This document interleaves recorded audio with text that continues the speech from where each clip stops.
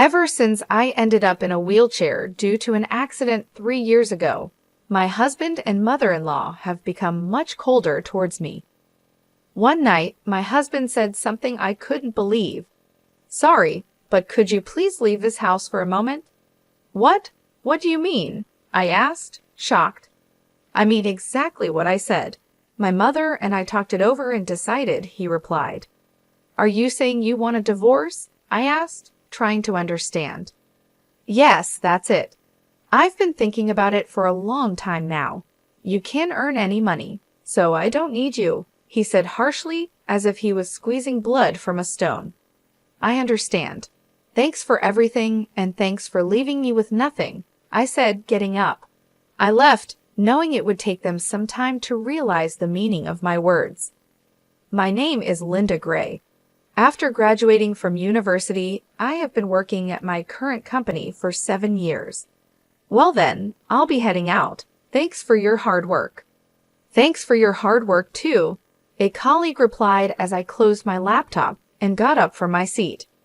I looked at the clock by the window and saw it was already 4 hours past my regular working time. An afternoon meeting had run late, and I had been preparing for a conference and responding to emails, which took longer than I expected. I left the office, got in the elevator, and went down to the first floor.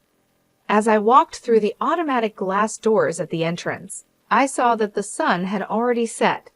I checked the train schedule on my phone as I left the company gate and headed to the nearest station. On my way, I saw 2 of my husband's colleagues walking in the same direction. I wondered if Jack, my husband, was already home. We had stopped talking about work at home recently, so I had no idea if he was busy. Talking about work at home had been making Jack cranky, so we naturally stopped discussing it. As I rode the train home, I stared out the window, lost in thought, watching the scenery go by. When I was dating Jack, we used to finish work at the same time so we could go home together. But for the past year or 2, our schedules have been completely different. On the train, I noticed a young couple near the door, maybe college students, having a fun conversation about a movie they saw recently. Their happy scene reminded me of my own past, and I had to close my eyes tightly to stop the emotions from overwhelming me. "I'm home," I called out as I opened the front door, took off my shoes, and saw the neatly lined up shoes in the entrance. It seemed everyone else was already home. I heard the living room door open behind me and the sound of slippers coming closer. "Welcome home, Linda. You were late today," my mother-in-law, Jessica, said warmly. "I'm home, mother-in-law. I'll start preparing dinner right away," I replied. "Oh no, you don't have to rush. You're tired from working overtime, aren't you?" she said kindly. "Not really," I said cheerfully. "The afternoon meeting ran late, but things should settle down soon." I walked with Jessica to the living room. After getting married, it was just Jack and me. But last year, when his father got sick and was hospitalized, we moved into his parents' home and have been living as a family of 4 ever since. "Welcome back, Linda. You've had a tough day, haven't you?" My father-in-law, who was reading the newspaper on the living room sofa, greeted me warmly. "I'm back," I replied with a smile. Last year, he had a sudden brain hemorrhage and needed emergency surgery. While his condition was serious for a while, he has fully recovered after his rehabilitation. He is calm and friendly, and I liked talking to him since the first day we met. He used to be the head of the finance department before he retired, and he often gives me useful advice on managing the household budget. When I visited, we finished preparing dinner and gathered around the table as a family. Jessica mentioned that Kelly, who came over for lunch the other day, had a daughter named Jolie who had grown a lot. "Kids grow up faster when they're not yours," I responded. "Kelly is as beautiful as ever, and having a child really makes her look even more graceful," Jessica continued. "I guess so," I replied. "Kelly is Jessica's niece and Jack's cousin. Jessica often seems disappointed that Jack and I don't have children. She's not very happy that I continue to work after our marriage and often hints that she would like us to have a child whenever we meet. Honestly, I've always found it hard to deal with Jessica, especially since we started living together. She tends to bring up the topic of having children, especially on days when I come home late from work. You could have had a child if you had started earlier, Linda, but I suppose it can't be helped because you're busy with work, she said. I nodded along, feeling uncomfortable. I glanced at Jack, who was quietly eating his meal without looking at me. Jack and I were colleagues at the same company and got married in our 3rd year of dating. We were told that it would be best if I became a housewife if we had a child, but we have both continued working since our marriage and haven't had any children. Both of us have wanted a child and tried everything from herbal medicine to medical tests, but nothing has worked. Despite a sense of loneliness, we decided to keep living as a couple and focus on our work. However, I started to feel a distance growing between Jack and me. We got married out of love and promised to make each other happy, but our relationship has gradually become cold. I think it started when Jack began having trouble at work. He didn't tell me anything, but I heard from a senior colleague in his department that Jack was struggling because he couldn't keep up with his peers. Jack is a gentle person who doesn't handle pressure well and tends to push himself too hard. I knew without him saying anything that he was feeling anxious and frustrated about the situation. But whenever I tried to offer him support, he would refuse to talk about his worries, insisting that he was fine and that I shouldn't worry. So he continued to keep his feelings to himself.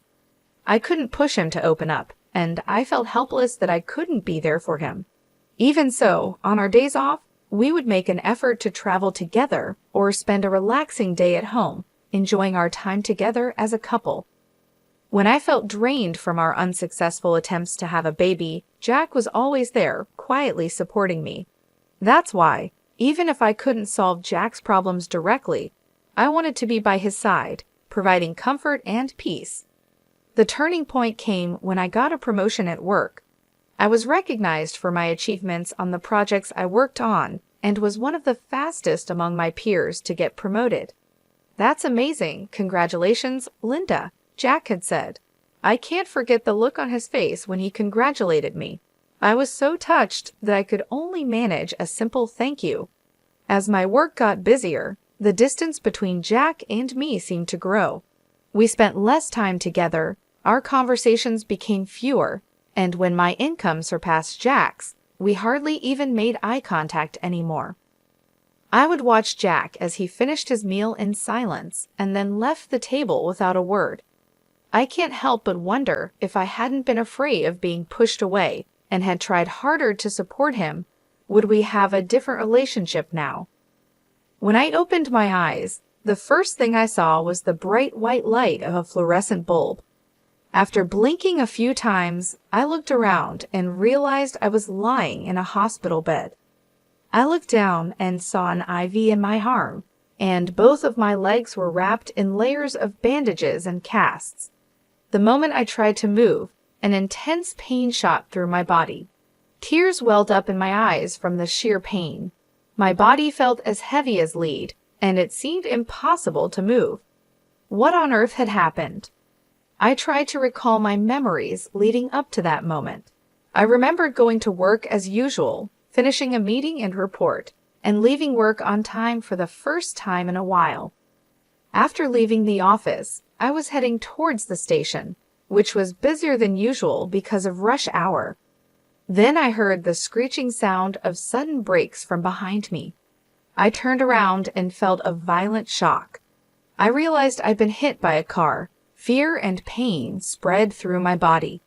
I worried about the condition of my body now.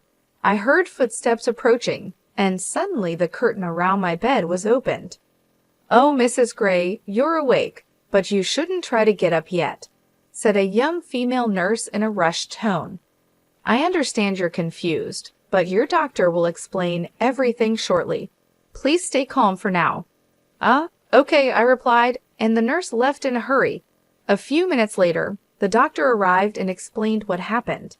Apparently, a truck driven by a sleepy driver crashed onto the sidewalk, and I was hit from behind. I had been rushed to the hospital immediately after the accident, and it had been about half a day since the surgery. "Excuse me, but have you contacted my family?" I asked. "Yes, we have informed your husband and his parents about the accident and that the surgery went well. However, they seem to be out somewhere and can't come right away," the doctor said. "I see, thank you," I replied. Jack was away on a business trip, and his parents had been on an overseas vacation since last week. From the doctor's tone, I could imagine their reaction to the news. Even though they were out, it didn't sound like they responded as you would expect when being told a loved one has been in an accident. I laughed bitterly, thinking about Jack's reaction. It didn't seem like he would be worried about me. The doctor continued to explain that while there were no life-threatening injuries, the damage to both of my legs was severe. They said the chances of walking again were not good. As I listened, it felt surreal, like they were talking about someone else, not my own body. Jack visited the hospital 4 days after the accident. It was surprising to see his pained expression when he saw me, covered in injuries, lying in the hospital bed. "Sorry," he said, looking genuinely distressed. "I'm late." "It's fine, don't worry about it," I replied. "I'm sorry for interrupting your business trip." It had been a while since we last talked, and the atmosphere was awkward. Our conversation stalled, and we both avoided eye contact. Jack then excused himself to talk to the doctor, leaving the room. I couldn't bring myself to call out to him and just watched him leave. It's been 2.5 years since the accident. My legs are still disabled from the accident, and I've been confined to a wheelchair. Since the accident happened while I was leaving work, I managed to stay with the company for a while, but it became too hard to continue, so I resigned about 5 months ago. Since then, I've been spending my time at home, but a few things have been bothering me. One thing is Jessica's attitude towards me. It's gotten much harsher than before. "Linda, do you have a moment?" "Yes, of course." "I'm about to head out, but could you fold the laundry for me? It's just folding, so you can do it even if you can't move your legs, right?" "Yes, please be careful on your way out." "Well then, please get it done." Ever since I started staying at home, I've been getting more and more snide comments from Jessica. She seems unhappy that her daughter-in-law is at home all day and not working. Now, every time we meet, her requests come with a side of sarcasm. I sighed as I folded the laundry. The other thing that's been on my mind is Jack's job. According to a former colleague, Jack seems to be struggling at work more than ever. He's being outperformed by younger colleagues and subordinates who joined after him. He seems to be viewed as a burden by those around him. He used to keep to himself after coming home from work, but lately he's been taking out his frustrations on me more often. Must be nice, Linda. You don't have to worry about work relationships anymore, and you get to eat without having to work. I heard from Mom that you've been lazing around all day doing nothing. I wish I could have that lifestyle just once.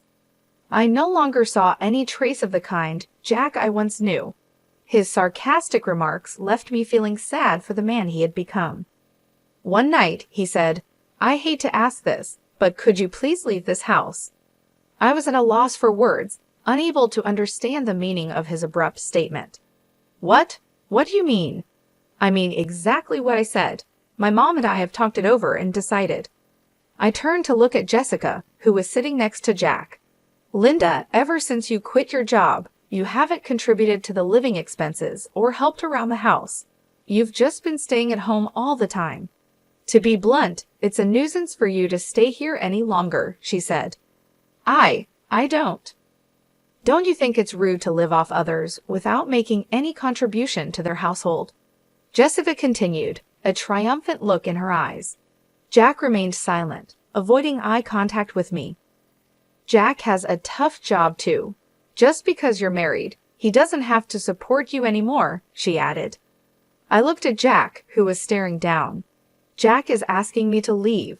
Is this your way of saying you want a divorce?" "Yeah, that's it. I've been thinking about it for a long time," he replied. So after all this time, you have no feelings left for me. Why would there be? Of course not, Jack said, his words spilling out like a flood. Do you know how miserable I feel every time I see your face? You must have looked down on me, thinking you were better than me every day. It felt like the threads of our relationship were unraveling one by one.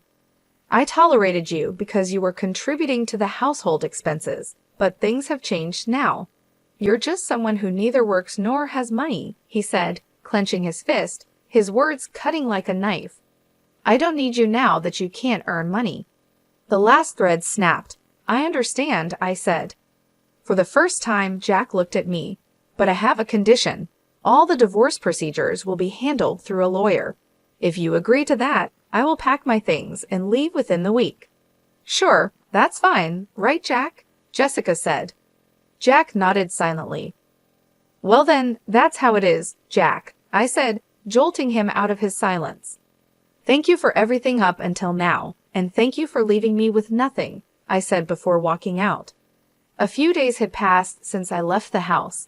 When I checked my phone, I saw a call from Jack. I stared at the screen for a few seconds before picking up. Yes. Linda, I'm sorry. Could you please come back? He said. What's this all about all of a sudden? I asked, surprised by his change of heart. I heard from my dad that even after you quit your job, you've been covering our living expenses. You've been investing since you were working, haven't you? And now you're able to cover living expenses with the money you make from dividends, Jack said, his voice tinged with regret. Yes, that's right. So what? I responded, not sure where he was going with this. I left the household budget to you and my dad, so I didn't know anything about our finances. I thought we were living off my income, but now I realize we were mostly living off yours. I really regret saying such terrible things. I'm sorry, Jack continued, his tone softer, almost pleading. After we got married, we merged our finances, and I began investing my own money. My father-in-law encouraged me to invest, and he was the only one I talked to about financial management and investments. Jack never showed any interest in our finances, leaving it all to his dad and me.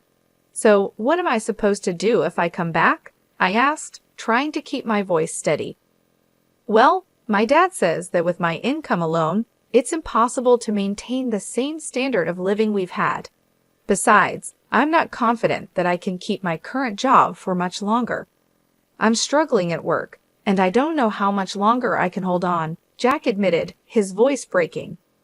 So what you're saying is you want me to come back so we can live comfortably? I asked, my anger rising. You really have some nerve. There was a long pause on the other end of the line, and I could hear Jack breathing heavily, trying to find the right words. The reason I never said anything before is because, even though my feelings have changed, I believed that deep down you still cared about me. But you're not the Jack I once loved anymore, I said, my voice trembling with emotion. That's not true, Jack said quickly, his voice full of desperation. I still care about you. I've just been going through a lot, and I've made mistakes. I know I've hurt you, but I want to make things right. Please come back. I sighed, feeling the weight of the years and the pain we had both endured. Jack, it's not that simple. You've hurt me deeply, and it's not just about the money. It's about how you've treated me, how you've taken me for granted. You've become someone I don't recognize anymore. I know, and I'm truly sorry. I've been a fool, and I've let my pride get in the way. I miss you, and I miss us. I want to make things right, but I need you to help me. Please, Linda, come back, Jack pleaded. I need time to think, I said, feeling the tears well up in my eyes. You can't just expect me to come back and pretend everything is okay. We need to talk about this, really talk, and figure out if we can find a way forward together. Okay, I understand, Jack said, his voice barely above a whisper. Take all the time you need. Just know that I'm willing to do whatever it takes to make things right. As I hung up the phone, I felt a mix of emotions.